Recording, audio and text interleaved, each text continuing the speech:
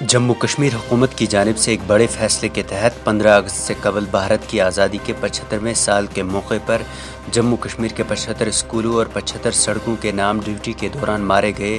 फ़ौजी एहलकार, सीआरपीएफ एहलकार और पुलिस अफसरान पर रखे जाएंगे।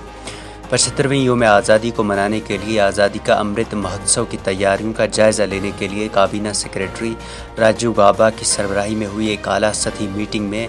जम्मू कश्मीर चीफ सेक्रेटरी अरुण कुमार मेहता ने ऐलान किया कि एहतराम के तौर पर इस 75वें योम आज़ादी के लिए 75 स्कूलों और 75 सड़कों के नाम फ़ौजियों के नामों पर रखे जाएंगे। जबकि इस ज़िम्न में डिवीज़नल कमिश्नर जम्मू ने सभी 10 अजला के डिप्टी कमिश्नरों को हिदायत दी है कि वो ऐसे स्कूलों की निशानदही करे जिनके नाम तब्दील करके ड्यूटी के दौरान मारे गए फोर्सेस एहलकारों के नामों पर रखे जा सकते हैं।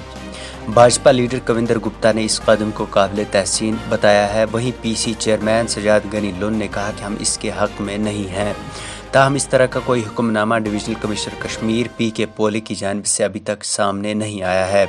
लेकिन डिप्टी कमिश्नर श्रीनगर मोहम्मद एजाज असद ने चीफ एजुकेशन ऑफिसर को 15 अगस्त को अपने दायरे इख्तियार में आने वाले तमाम सरकारी दफातर पर तिरंगा लहराने की हिदायत दी है। आपको बता दें, इससे कबल चनैनी नाशरी टनल का नाम बदलकर भारतीय जनसंघ पार्टी की बुनियाद रखने वाले श्यामा प्रसाद मुखर्जी के नाम पर रखा गया था, जबकि इसके बाद महकमे आबपाशी का नाम बदलकर हिंदी में महकमे जल शक्ति किया गया।